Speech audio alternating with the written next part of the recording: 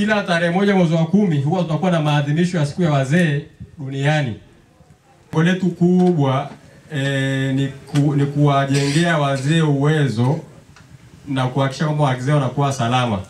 Uwezo na uzungumzia ni uwezo kidogo wa kiuchumi, lakini pia kuhakikisha kwamba wanakuwa salama kwa maana ya kwamba wanapata elimu za haki. Ikitokea kuna namna wanaonewa, wanajua wakwende wapi. Kwa kifupi, lengo kubwa la mradi ni kuhakikisha kwamba mzee analindwa, anatunzwa na anaheshimiwa. Ambapo hiyo kauli mbiu hiyo iko kwenye t-shirt zenu huko nyuma imeandikwa. Kwa nafikiri hiyo ndio lengo kubwa la mradi.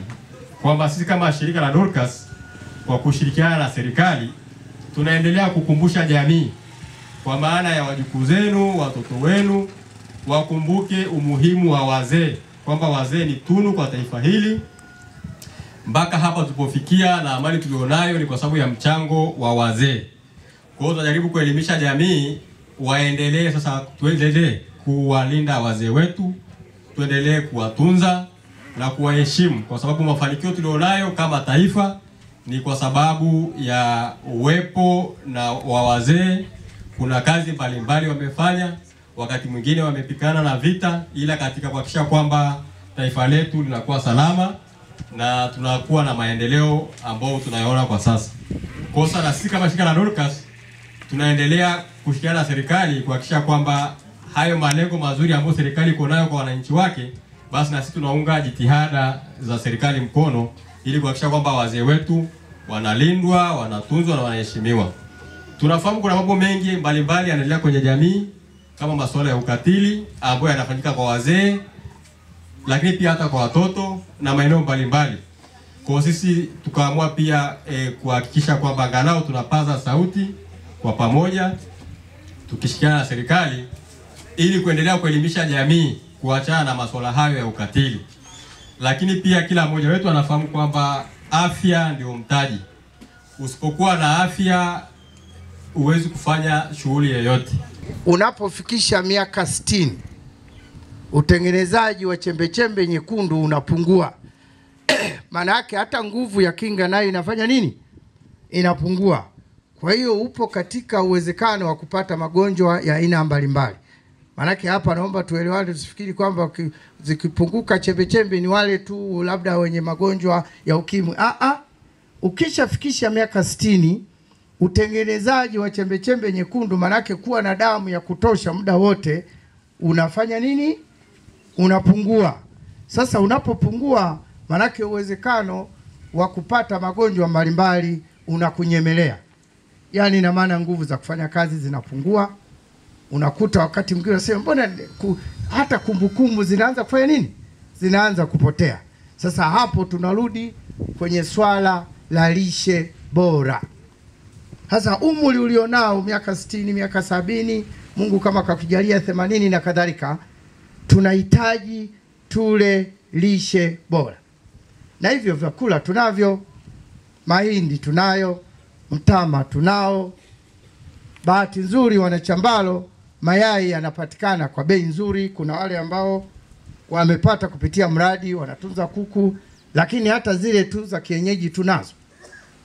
Ukishakuwa unapata chakula kile makundi yetu 7, yani ina maana kama unaamua chakula chako cha mchana ukapika ugali, ukawa na mchicha au mboga za majani zozote, labda bahati nzuri ukabahatisha na samaki au dagaa, kwa mahesabu ya chini, huo mlo kama utaendelea kula unakusaidia. Lakini siku nyingine unabadilisha. Manake watu wanafikiri labda kula nyama kila siku, kula ubwabwa kila siku. Hapana, tunaenda kwenye chakula chetu cha kawaida ambacho ni ugali. Pika ugali wako, hajalishi wa mahindi wa mtama. Tengeneza dagaa zako pale. Halafu chainizi au mchicha. Inatosha. Pale unakuwa umepata nishati mwilini, umepata madini ya chuma ambayo yanasaidia kuongeza damu. Watu wanadharau sana dagaa. Dagaa ni ya muhimu sana, ina madini ya chuma, inasaidia kuongeza damu. Kwa hiyo umri kama wa kwenu unahitaji vyakula. Halafu kingine, umri uliofikia hapo, kwa wale ambao bado wanatumia vilevi, mimi nilikuwa nawashauri sana muache. kwa sababu madhara ya pombe ni makubwa. Lakini sambamba na hiyo pombe, sigara ina madini fulani yanaitwa nikotini. Nikotini katika mwili wa binadamu ina hatari kubwa, na ndiyo maana mtu yeyote ambaye ni mlevi usishangae anatukana ovyo. Kwa nini? Kwa sababu pombe kwenye ubongo inaathiri vile vijinasaba vinavyofanya mtu awe na busara, aweze kutambua niko wapi, natakiwa nifanye nini na wakati gani. Hatutukani mtu hapa, sisi tunashauri tu. Kwa hiyo mimi nilikuwa nashauri wazazi wangu, mama, baba, sisi ambao ni watu wazima, kama tulishakuwa tumetumia pombe inatosha. Kama tunavuta sigara inatosha. Magonjwa yanayotokana na sigara ni mengi. Utapata kansa ya koo, utapata kifua kikuu, utapata hata kansa ya utumbo, na matokeo yake mwisho kabisa figo inashindwa kufanya kazi, ini linashindwa kufanya kazi, matokeo yake unavimba miguu, tumbo linajaa. Hatusemi yule ambaye hanywi hata ugua hata kufa. Tutakufa, tutaugua kama alivyosema dadangu, lakini kifo kipi? Cha kujitakia au ulikuwa unaweza kukiepuka? Sasa vitu vingine tunaweza kuepuka. Kwa mfano matumizi ya pombe kuzidi kiasi.